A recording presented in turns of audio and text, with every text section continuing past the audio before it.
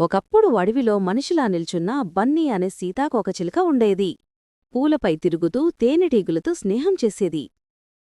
ఒకరోజు బన్నీ అడిగింది, మీరు తేనె ఎలా చేస్తారు? తేనెటీగరాణి మెల్లగా చెప్పింది, పువ్వులనుంచి రసం తెచ్చి తేనె చేస్తాం. కాని మనుషుల కాలుష్యం వల్ల పూలు తడ్డిపోతున్నాయి.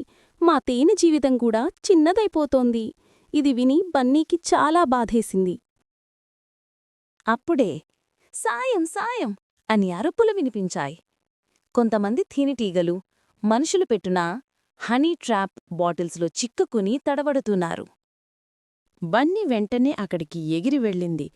తన బలమైన రెక్కలతో ఆ బాటిల్ మూతను బలంగా కొట్టింది. దాక్! మూత కింద పడింది. తేనెటీగలు ఒక్కొక్కటిగా బయటకు వచ్చి ఊపిరి పీల్చుకున్నాయి. తేనెటీగ రాణి కన్నీర్లతో అంది, బన్నీ, నువ్వు మా ప్రాణాలు కాపాడావు. అప్పుడు బన్నీ చిరునవ్వుతో ఇలా చెప్పింది, ప్రకృతిని అందంగా ఉంచేది మీలాంటి చిన్న వీరులే. ఇకనుంచి నేనూ మీ పాట నిలుస్తాను.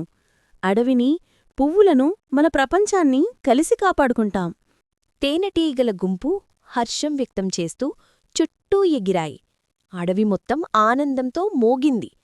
చివరగా చిన్న తేనెటీగ పిల్లలు కెమెరా వైపు చూస్తూ అరిచాయి. ఈ కథ నచ్చితే సబ్స్క్రైబ్ చెయ్యండి.